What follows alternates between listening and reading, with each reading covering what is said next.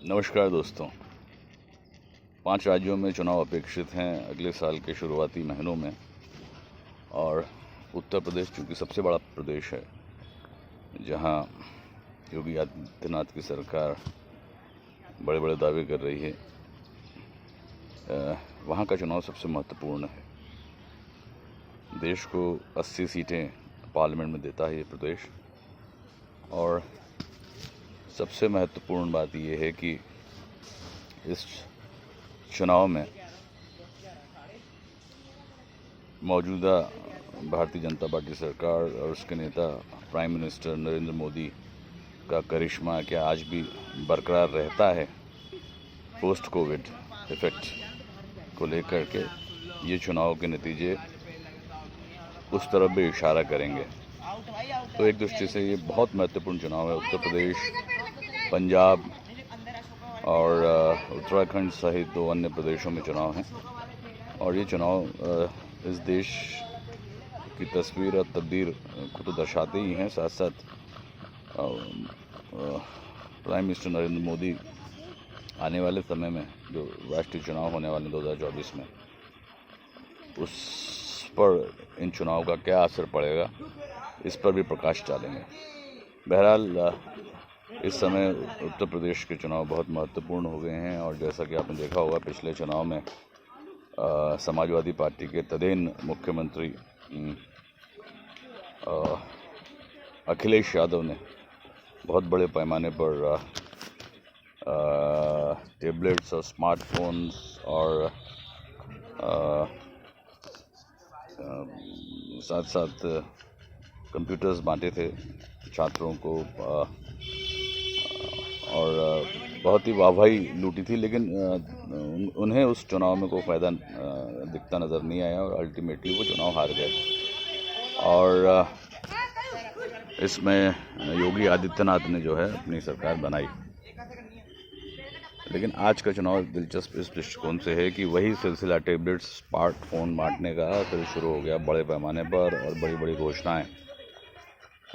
घोषणाओं का सिलसिला शुरू हो गया है। जैसे कि उत्तराखंड में हुआ, उत्तर प्रदेश में भी वो शुरू हो चुका है। सबसे पहले इसकी शुरुआत तो पिछले साल कर ही दी थी अखिलेश यादव ने, लेकिन आम आदमी पार्टी ने तो अपनी धमक जमाते हुए सबसे पहले 300 यूनिट बिजली मुफ्त देने की बात की है, पानी की बात की है, और तमाम तरह के वायदे उन्होंने दिए हैं। उसके बाद ये सिलसिला और ज़ोर पकड़ गया, और अब तो योगी आदित्यनाथ ने कह ही दिया है कि नवंबर के महीने तक उत्तर प्रदेश में लाखों टैबलेट्स और स्मार्टफोन्स लोगों को बांटे जाएंगे।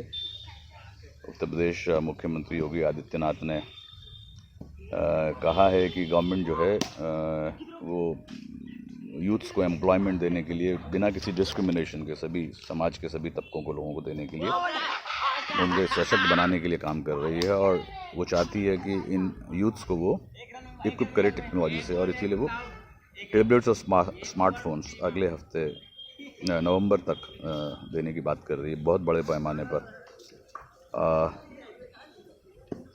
और साथ साथ बड़ी बड़ी घोषणाएं भी हो रही हैं। 271 करोड़ का उन्होंने मेडिकल कॉलेज भी सुल्तानपुर में लॉन्च किया है कल, और इसके अलावा बहुत सारी घोषणाएं वो कर रहे हैं।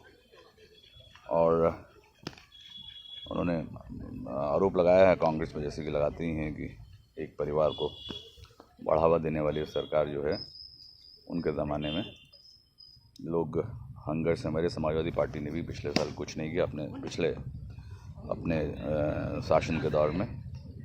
बहुत आरोप उन्होंने लगाया कि जिस तरीके से उसकी सरकार में माफियाओं का बोलबाला था, क्रिमिनल्स का बोलबाला था, आज योगी आदित्यनाथ की सरकार में कोई माफिया, किसी क्रिमिनल का कोई डर नहीं है, और जनता जो है पूरी सुरक्षा की भावना के साथ जी रही है।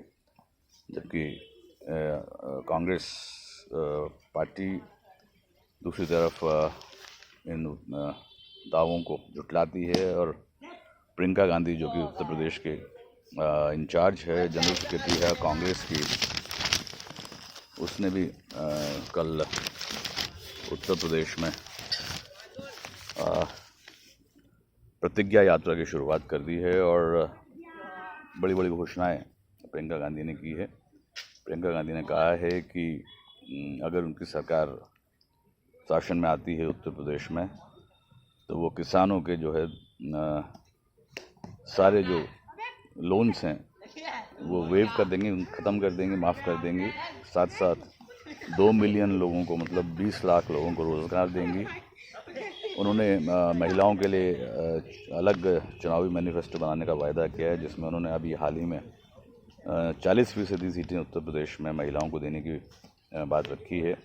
इसके साथ साथ उन्होंने कहा है कि उनकी सरकार अगर आती है तो 2500 रुपये प्रति क्विंटल गेहूं और पैडी को 400 प्रति क्विंटल रुपए जो है उसका सपोर्ट प्राइस देगी।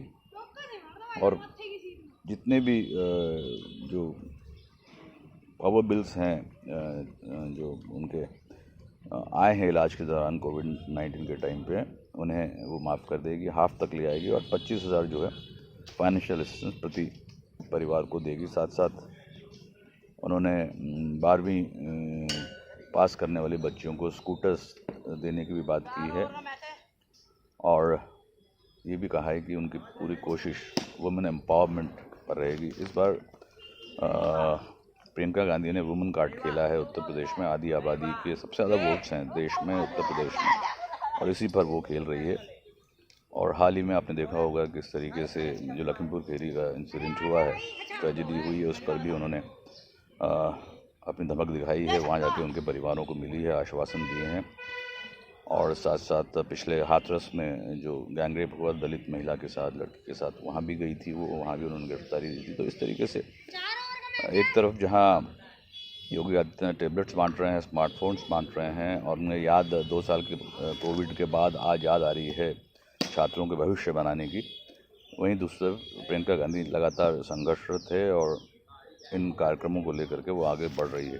समाजवादी पार्टी अखिलेश यादव जो एक महत्वपूर्ण दल है वो भी अपनी धमक जमाए हुए है दुनिया भर के आश्वासनों के साथ। लेकिन इस बार एक बात बड़ी खास नज़र आ रही है कि बहुजन समाज पार्टी, जिनका कि consolidated vote bank Uttar Pradesh में है, उसका बोलबाला इतना नज़र नहीं आ रहा है। लेकिन एक जो सबसे दुर्भाग्यजनक पहलू है इस तमाम डेवलपमेंट का, पॉलिटिकल डेवलपमेंट का, वो ये है कि एक तरफ भारतीय जनता पार्टी जो है राम मंदिर वेव पर, जो राम मंदिर कंस्ट्रक्शन चल रहा है अयोध्या में, उसको लेकर के और तमाम क्रिमिनल्स पे जो हमले सरकार ने किए हैं, एनकाउंटर्स वगैरह पे, ऐसे मुद्दों को लेकर के वो आगे बढ़ रही है। साथ साथ स्मार्टफोन्स और टैबलेट्स का लालच भी दिया जा रहा है। दूसरी तरफ प्रियंका गांधी कांग्रेस की तरफ से नए नए वायदों के साथ आगे बढ़ रही है, जिसमें 40% महिलाओं को टिकट्स की बात और हाल ही के उनके जो धमाके रहे हैं, मतलब जो विजिट्स रही हैं, जो उन्होंने संघर्ष किया है और सोशल मीडिया में जो उनकी सक्रियता है, उससे भी कांग्रेस का बोलबाला नज़र आ रहा है। समाजवादी पार्टी अपनी जगह बरकरार है, लेकिन बहुजन समाज पार्टी का बोलबाला थोड़ा वीक नज़र आ रहा है। लेकिन जो सबसे बड़ा दुर्भाग्य पहलू वो ये है कि अपोजिशन जो फ्रैक्चर्ड है उत्तर प्रदेश में और पूरे देश के पैमाने पर, वो सबसे बड़ा लूज पॉइंट है अपोजिशन पार्टीज़ का। और आपने देखा होगा पिछले चुनाव में 2017 के, जहां भारतीय जनता पार्टी ने मुदीर करिश्मा और को लेकर के जो चुनाव जीता था, बाद में योगी आदित्यनाथ वहाँ के मुख्यमंत्री बने, वहीं आज जो है पूरा बोलबाला भारतीय जनता पार्टी और योगी आदित्यनाथ की जो एक्टिविटीज़ हैं, जिनके एक्शंस हैं, जो उनका गवर्नेंस है, उसको लेकर के नज़र आ रहा है। लेकिन दूसरी तरफ भले ही अपोजिशन के अलग अलग दावे अलग अलग दलों से हो रहे हैं, लेकिन जब तक ये फ्रैक्चर्ड अपोजिशन एक नहीं होगा, जो वोटों का समीकरण है वो पोलराइज्ड पॉलिटिक्स के सामने नहीं टिक पाएगा। जब तक ये चारों दल एक नहीं होते हैं उत्तर प्रदेश में, तब तक एक सशक्त फाइट देना उत्तर प्रदेश की राजनीति में, उत्तर प्रदेश आने वाले चुनाव में देना योगी आदित्यनाथ की सरकार को, जो हिंदू मेजॉरिटेरियनिज्म के बोलबाले पर चल रही है, उसको फतेह करना लगभग मुश्किल सा नज़र आ रहा है। क्योंकि अपोजिशन का जो माइनॉरिटी वोट बैंक है, बैकवर्ड वोट है, दलित वोट है और फॉरवर्ड कास्ट के वोट हैं, वो सारे डिफ्लेक्टेड वोट्स हैं। और जब वोटों का डिफ्लेक्शन होता है तो अपोजिशन यूनिटी के अभाव में तो निश्चित तौर पर जो मेजॉरिटी कम्युनिटी के दावे पर आगे बढ़ती है पार्टी, जैसे भारतीय जनता पार्टी, जिनका रिलीजियस ओरिएंटेशन है, राम मंदिर का सवाल है, और योगी आदित्यनाथ की जो परफॉर्मेंस है, उन सब पर वो भारी पड़ती नज़र आ रही है। यही मेरा कहना था। आने वाला चुनाव ही बताएगा कि ऊँट किस करवट बैठता है, लेकिन ये बात सही है कि lack of opposition unity and fractured opposition will cost the opposition parties dearly. नमस्कार, जय भारत।